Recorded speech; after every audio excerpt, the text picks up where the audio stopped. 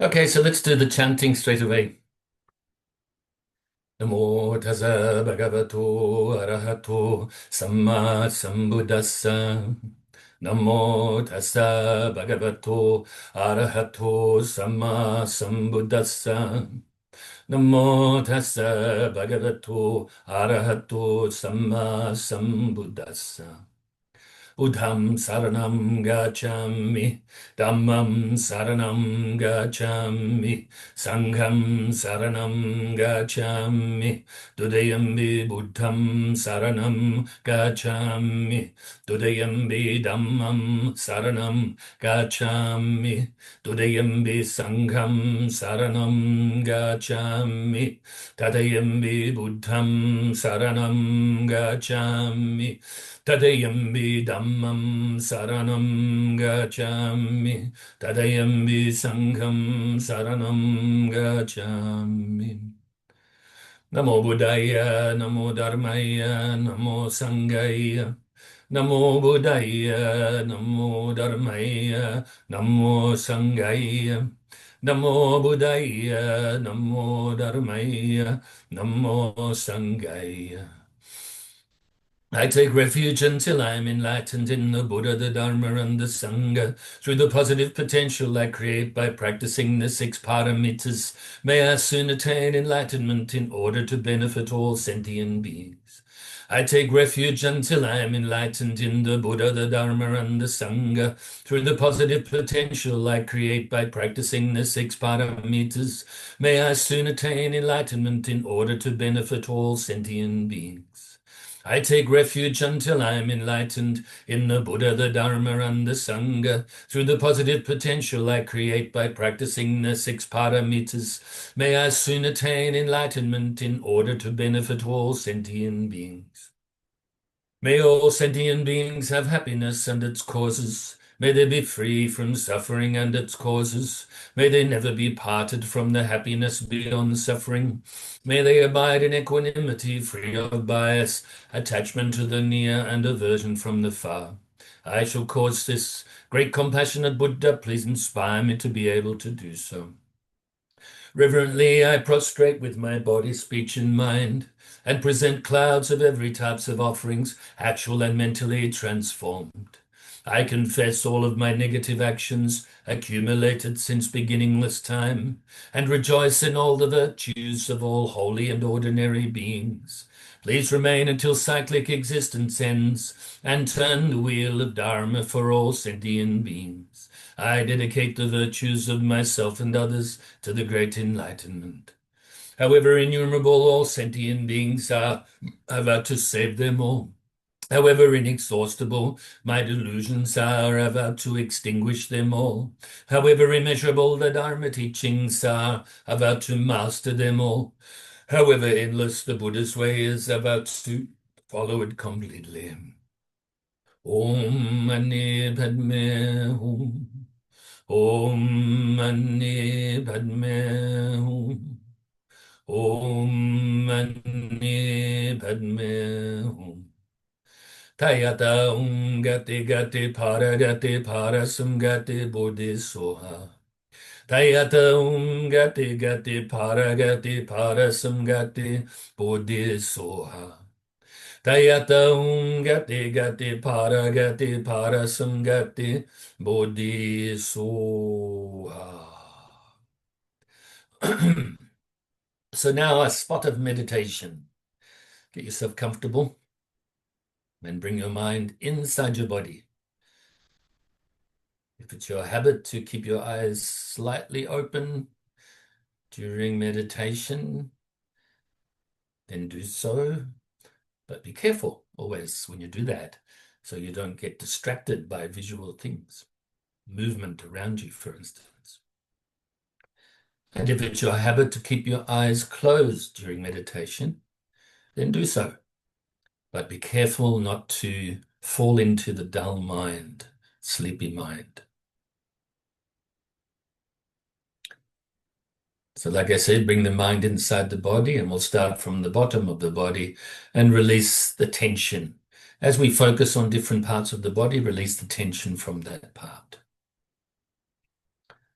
So right from the tips of your toes, releasing the tension.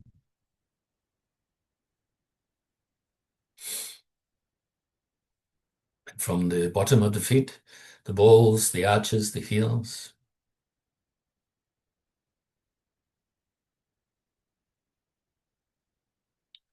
Top of the feet, in between the toe bones, lots of ligaments and tendons. Around your ankles and Achilles tendons. Lower leg, calf muscles, shins. All around your knees.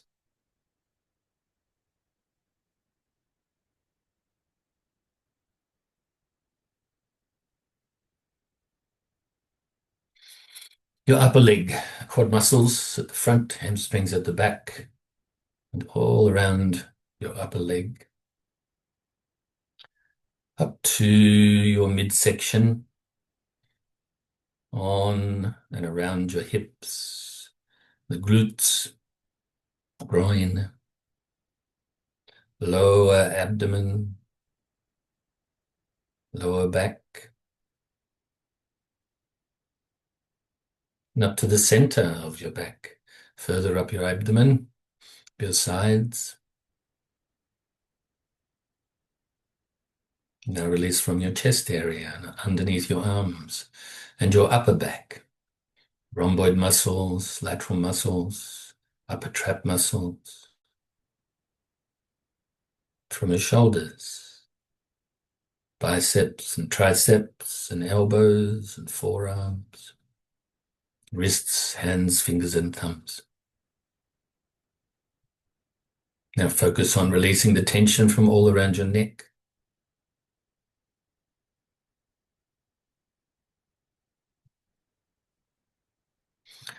And from the back of your head and sides of your head.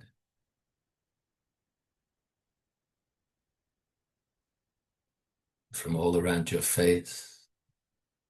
Make sure you're nice and relaxed. Your mouth is nice and relaxed, lips gently touching. Make sure you're not clenching your jaw or frowning. And finally, release from the crown of your head. And now scan your body the same way we just did, just really briefly, just to see if there's any leftover tension you can release. And if there is, do so.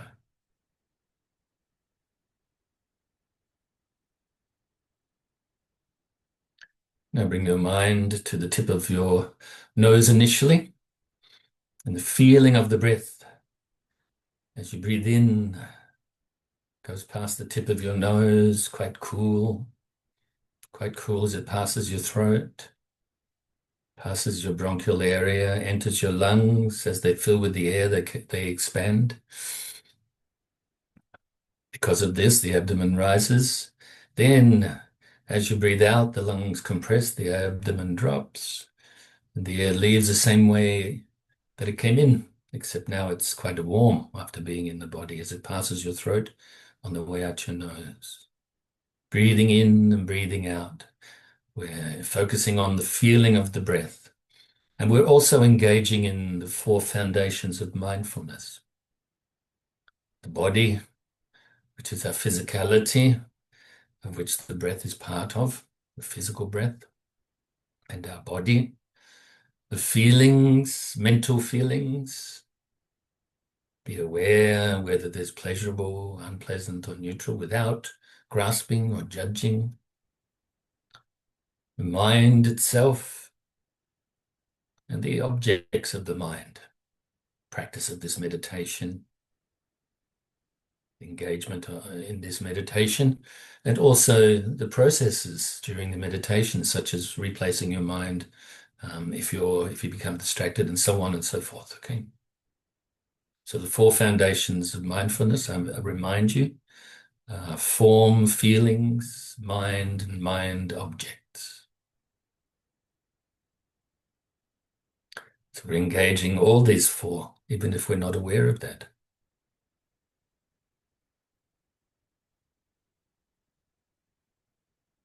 breathing in and breathing out. You can also add the extra technique of counting the breaths to help you keep focused on the feeling of the breath. One in breath and one out breath is one, and so on, but don't count past 10. And if you get distracted on the way to 10, then go back to one at that time. We don't want the counting to be the focus. The breath is the focus. So as you are mindful of your breath, if your mind wanders from your breath, be aware of it. Then conscientiously replace it back onto the breath. So if any thoughts arise or any other mental activity arises, don't cling to it. Don't grasp at it.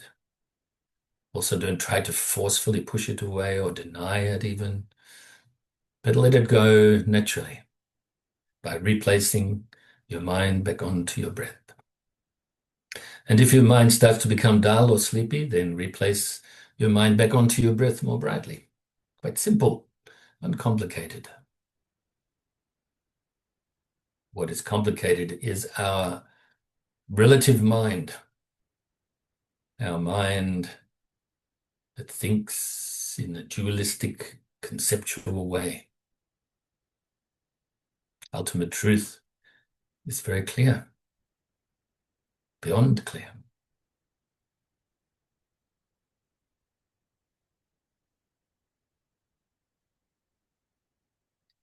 So let's practice in silence for a little bit.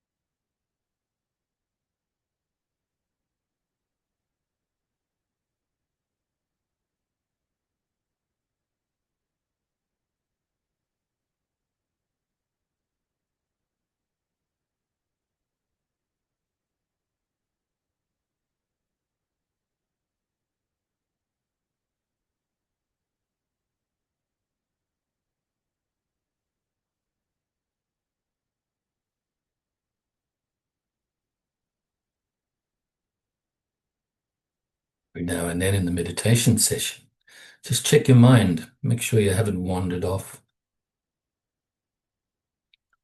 to maybe telling stories in your mind or dull and fluffy mind. As mentioned before, if it's dull, wake it up, make it more bright. If your mind is very active, calm it down. focusing on the breath rather than having it flying around from this to that. And also maintain a pure intention. Realize why we are practicing without clinging to the reason why we're practicing or the practice itself. Maintaining good intention is very important.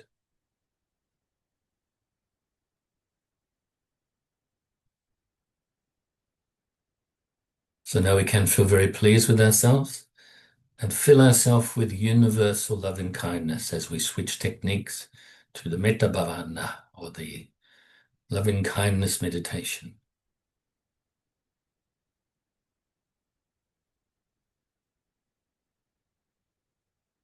Fill ourselves with this universal loving kindness, utilizing the visualization technique of filling our whole being with the white light, which represents universal loving kindness. Really feel it.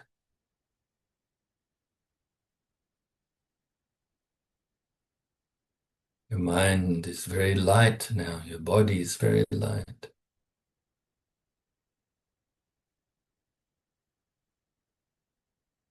When we fill ourselves with universal loving kindness as well as radiate it to others, we lighten our load.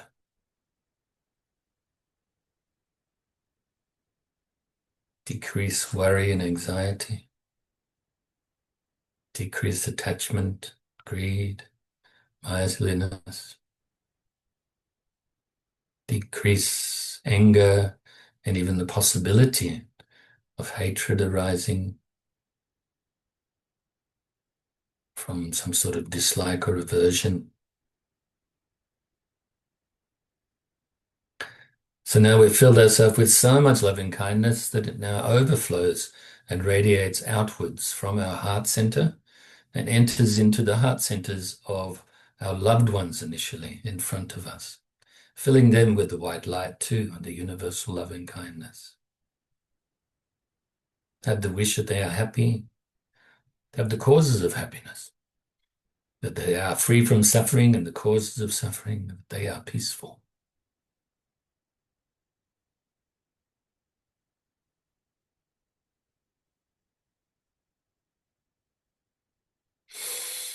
And now also include those we may regard as strangers, those people that we don't think about really, indifferent towards, or if we do, not very much. Could be somebody just down the road or the local shop. Maybe we still say hello, but maybe there's no feeling of attachment towards or aversion from. Filling these beings, these people, also with the universal loving kindness, filling them with the wide light, wishing that they are happy and have the causes of happiness, that they are free from suffering and the causes of suffering, and that they are peaceful.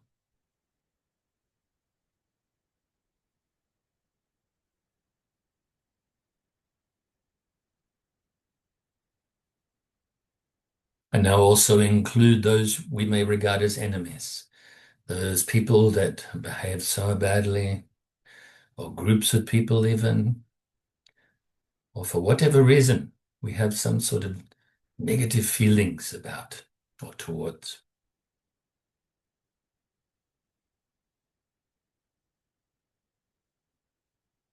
May these people also be filled with the universal loving kindness coming from your own heart, from your heart center, radiates this white light, enters into their heart center and fills them with the universal loving kindness and the wish that they are happy, free from suffering, and are peaceful. So now we can radiate the loving kindness out further and further, distance-wise, to all sentient beings now, not just the human beings. So all of the sentient beings around your immediate area initially. Live in the waters, on the land, fly through the air, whether they're born from wombs, eggs, moisture, or through transformation. Whether we like them or don't like them or don't think about them, don't even know about them even. Radiate this universal loving kindness to them too, in the form of the white light. And have the wish that they are also happy, free from suffering, and are peaceful.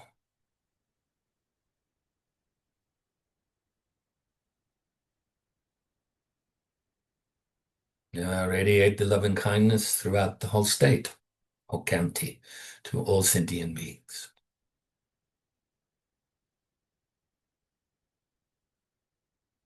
And all of the states and counties throughout your whole country.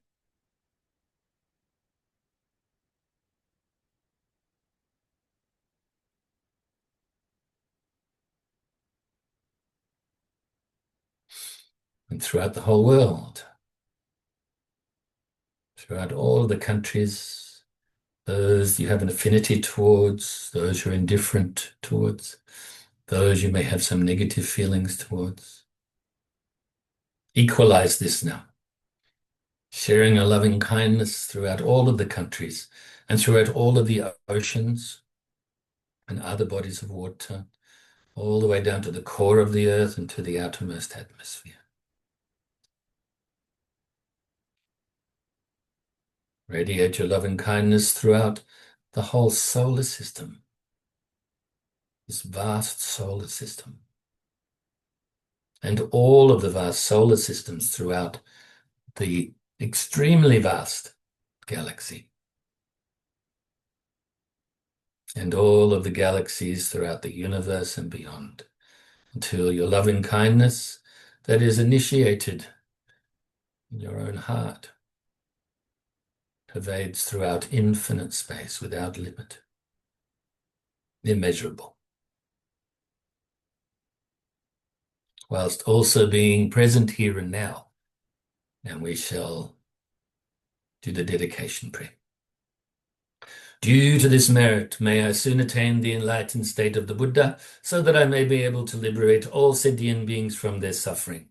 May the precious body Chitta, not yet born, arise and grow.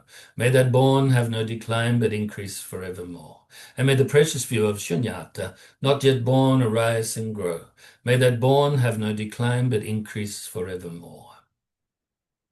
So just before we continue the commentary on Master Atisha's heart advice, of which we're up to the part that correlates with the 6 paramitas or 6 perfections. I just mentioned something, somebody or 2 of you actually had a query to do with the Metta Center Dharma talks that I gave on the 2nd, Wednesday the 2nd of July, and also the 9th of July in relation to the 4 preliminary contemplations. We did the first 2 the first week.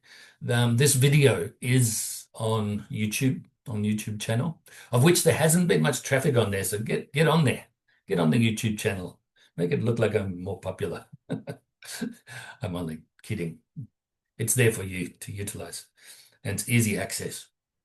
So that's been on there since last Wednesday, since the 9th. And obviously I posted it on Facebook too. And the one from the 9th, which is the main query, I just received it like 5 minutes before we started today's class. I did prompt them during the week, but it's all volunteers at the Metta Center. So there's different people that have different tasks. And the lovely guy who does the videos for their YouTube channel, edits and so forth, just sent it to me now. And also he was able to diminish a little bit the amount or the size of the file, because it was a really big file initially he sent me, and I need to keep space for my computer. So I asked him to make it smaller, and he did. So anyway, so what I'll do with that one is after class today, I will put it up on the YouTube channel, but I won't share it on Facebook until tomorrow evening, okay? Because otherwise we'll have a traffic jam of videos This one, I'll post straight after class or straight after Leanne sends to me. And then, of course, the way it's worked out is that around midnight tonight, I will actually share last year's one. And then tomorrow, or tomorrow night maybe, I will share or post the Meta Center's teaching. So that was the query. Where is that video? So I haven't seen that video, so I couldn't attend in person. So there you go. There's the query. There's the answer to your query. Um, what else is there? I don't think there's anything else apart from the fact that we're starting today and finishing today to talk about the concentration, the perfection of concentration. I've spent basically a class on each one of these six parameters to refresh you, but also give you some sort of different types of teachings, which is in the spirit of Master Atisha's phrase or sentence related to these teachings, each specific one. Um, and then, just also refreshing you a little bit, sort of reminding you, just in case anybody's got complacent with your practice of the six parameters, I encourage you to get back up on the bike and continue riding the six parameters. Um, Six parameters are often depicted as an elephant with six tusks. And also Samantabhadra Bodhisattva, who is known as the great Bodhisattva of the practice of the parameters, is also riding often in the iconography, is riding an elephant with six tusks that represents the six parameters. So maybe we can replace that with a bike or something. Or if we can't ride a bike, just walk. Doesn't matter how slow you go, as long as you continue practicing well, and eventually you will realize the goal of the practice. Hope you don't mind my little, what do you call that? Little metaphors or whatever. So I won't continue reading as I've done in the last few weeks, the other ones. I'll just read the one for today related to concentration. Since this human life is wasted by indulging in distractions, now is the time to practice concentration and to develop this concentration. As we work on our concentration more and more, it gets better. Constant improvement. Sometimes it may feel like we're going backwards, but if you have good intention, as I mentioned, and that's the reason I mentioned that during the meditation today, that if we have good intention, continually check our mind, make sure that we're not running off with stories or getting sleepy, then we will improve. Okay, so we must apply the antidotes. For instance, if the mind is overactive, calm it down. If the mind is dull, wake it up, and so on and so forth. And so it's important for us to have good concentration. Otherwise, how can we possibly think that we can become more wise? There's certain little bits, little glimpses we may improve our wisdom, accumulate more wisdom, but with this good concentration, we're able to utilize it. Clear concentration, so that then we can think about things, utilize our intellect, utilize our ability to investigate and analyze the Dharma teachings and other things, whatever it is we are analyzing or investigating and analyzing. The more our concentration is clear and the more stamina we have with our concentration, even if it's not one-pointed concentration yet, then the more that we can utilize this mind of ours to become more and more wise. Okay? So it's important. Don't get just, attached to all of these distractions. As mentioned in previous classes when we were having commentary on this subject and during the 8 verses of thought transformation, we have an attachment or an attraction, could say, to distraction, to being distracted. It's our habit. If it wasn't, then we would actually be in one of the dhyana heavens probably, because our concentration would be so good. Or we could already be enlightened. already realized their true nature. But we do have this attachment, this attraction to being distracted. So let's slowly give this up, or gradually is a better word. Gradually give it up. Get over it, be more kind to yourself and develop this concentration.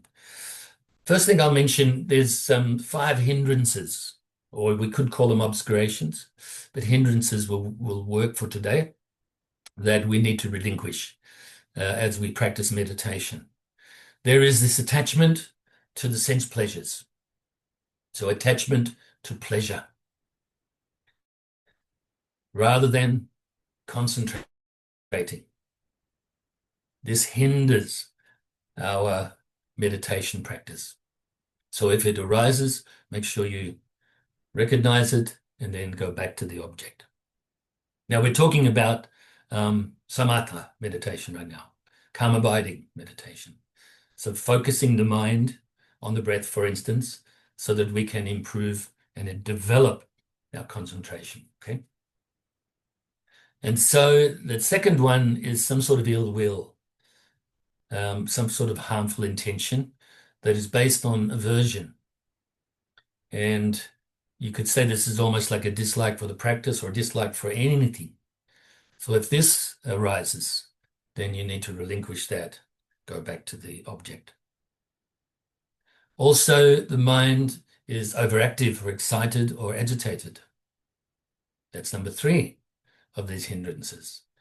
If this happens, then once again, go back to the object. Let go of these distractions, this overthinking mind. Then, of course, there is what can be translated from the original language is sloth and torpor.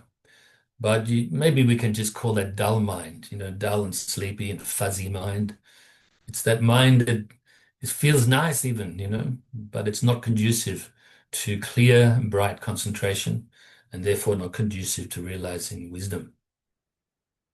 So, we need to, if we recognize this, then we need to brighten our mind, go back to the object again. And the 5th of the hindrances is doubt or uncertainty.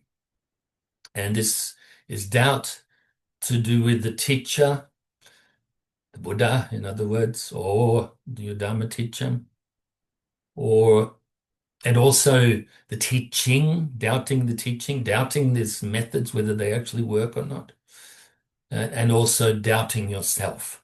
3 types of doubt or uncertainty.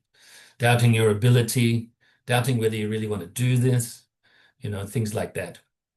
If that arises, practice. Because with the practice, with sincere intention, good intention, sincere practice, then you will alleviate your doubts. You will alleviate your uncertainty because you will see the goodness in the practice. Okay, so that's important. Then the other ones that I wanted to mention, I think that we haven't got a lot of time because I spoke during the meditations a bit and we did a little bit longer meditations. So the Dharma Talk, the back end of the Dharma Talk, or the back end of the class, I think it was about 16 minutes we had.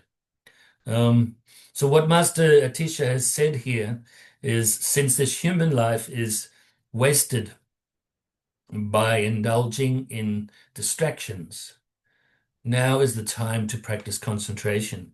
So we don't want to waste our life, To go back to those preliminary contemplations, precious human life. It's precious when we practice the Dharma. It's wasted if it's just, spent on distractions and worldly stuff, just accumulating things, worldly, accumulating bad habits even mentally, accumulating meaningless habits mentally. We should accumulate the good things that lead to happiness initially, and then of course towards enlightenment on the Dharma path. I wanted today to also mention to you some teachings that I taught you while we were doing the concentration part of the Eightfold Path. Now that's way back. I think we started that towards the end of 2020 and finished it the first month or two in 2021. and then went on to the wisdom part, and then the right understanding, and then right intentions or thoughts.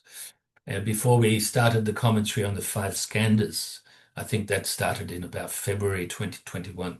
So I actually wanted to remind you of those, but we don't have enough time to go into it, so I'll just pick it up next week. Maybe I can just read them to you without talking about them too much. There are five faults to be relinquished. That's not five hindrances. I mentioned that up front, and then I thought I might as well sort of mention these to you or remind you of these. You can go on the YouTube channel and you can have a look at these teachings from that time. It's quite detailed, okay? We went through, I think that January 2021, we went through a lot of classes to do with actual meditation practice. So the five faults to be relinquished, laziness. I won't once again give commentary on that. Forgetfulness, lethargy and excitement, non-application of the antidotes, and over-application of the antidotes. The eight antidotes are the means for relinquishing these faults. The antidotes to laziness are faith, aspiration, effort, physical and mental pliancy. The antidote to forgetfulness is mindfulness. The antidote to lethargy and excitement is awareness. The antidote to non-application is application. The antidote to over-application is desisting from application.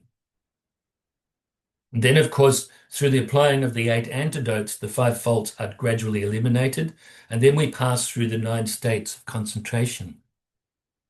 Setting the mind, continually setting, resetting, increased setting, disciplining, pacifying, pacifying, thorough pacifying, making one pointed, and putting in equipoise. And then, of course, we have what we call forcibly fixing, uninterruptedly fixing, non-interruptedly fixing, and effortlessly fixing. And that fixing is fixing the mind on the object. So I thought we'd actually revisit those. And the quickest way for me to find them was to look in a Dalai Lama book, because I knew they were right up the front of the book.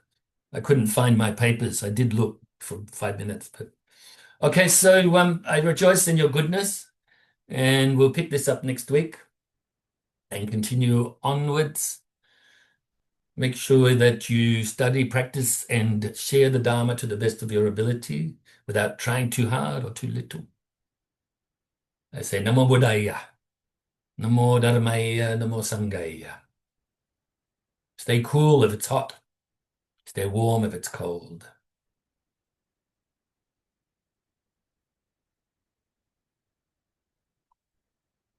It says less than a minute, but I didn't see when it went under, so that's all right. Hope you're all doing well.